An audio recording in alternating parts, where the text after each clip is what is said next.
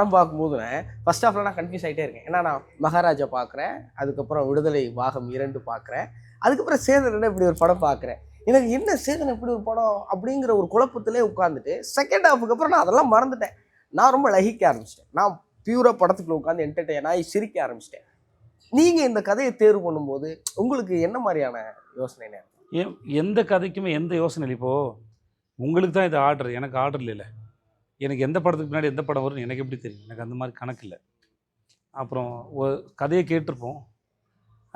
இப்போ இந்த கதையை வந்து 2017 2017-18 வந்து இந்த கதையை பேசிட்டு இதை கொஞ்சம் ஓரம் வச்சுட்டு அதுக்கப்புறம் ஒரு 7-8 கதையை பேசி அப்புறம் ஒரு ஸ்டேஜ் திருப்பி இந்த கதையை தூசு தட்டி அப்புறம் இதில் அவர் நிறைய வேலை பார்த்து அப்புறம் இந்த கதையை பாம்பேயில் செட் பண்ணலான்னு பிளான் பண்ணி அப்புறம் ஹைதராபாத்துக்கு செட் பண்ணலான்னு பிளான் பண்ணி திரும்பி ஆரம்பித்த இடத்துக்கு மலேசியாவிலே செட் பண்ணலான்னு போய் இப்படி இவ்வளோ தூரம் போயிட்டு வந்திருக்கு. ஓகே, அதனால் இது எப்போ வரும்னு எங்களுக்கு தெரியாது. அந்த கணக்கு ஒரு கதையை கேட்கும்போது இந்த கதை ஒர்க் அவுட் ஆகுமா ஆகாதான்ற கேள்விகளுக்குள்ளே மட்டும் தான் பார்க்குறோம். நம்மளை சுவாரஸ்யப்படுத்துதா, ஒர்க் அவுட் ஆகுமா அப்படிங்கிறது. அது ஆகும் அப்படின்னா இந்த காலத்தில் இந்த சமகாலத்தில் இப்போ சில கதைலாம் கேட்போம். அந்த கதைலாம் கேட்கணுன்னா அந்த கதையை கேட்டால் ஒரு வருஷத்தில் பண்ணிடணும்.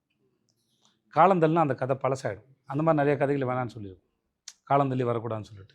சில கதைகள்லாம் அந்த பிரச்சனை இல்லை, அது எப்போ வேணால் வரலாம், பிரச்சனை வரும், அது பாட்டுக்கு அது வேலையை செய்யும். ஸோ அதனால் இவ்வளோ தான் கேட்டகரிய ஒழிய இதுக்கப்புறம் அதுக்கப்புறம் அதுன்னு எனக்கு பிளான் பண்ணுற பழக்கமும் கிடையாது. இப்போ இன்னைக்கு கொண்டு வந்தார், இல்லை ஒருவேளை சார் வந்து நான் ட்ரெயினுக்கும் தலைவன் அப்புறம் வந்துக்கிறேன்னு சொன்னான்னா அது அப்போ தான் வந்திருக்கும். ஸோ ப்ரொடக்ஷன் வச்சு டிசைன் பண்ணுறாங்க.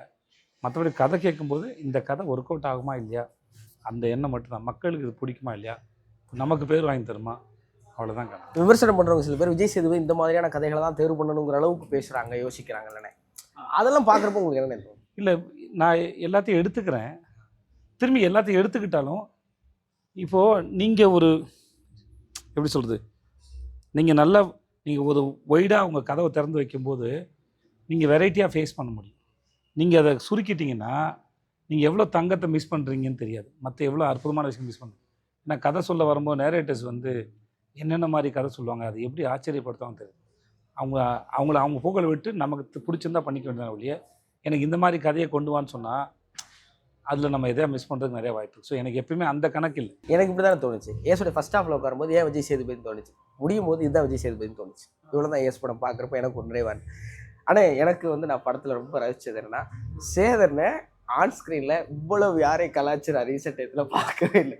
உங்களை வச்சு செதுக்கி இருந்தாப்புல அது வந்து எங்களுக்கு பயங்கர காமெடியாக இருக்கும்.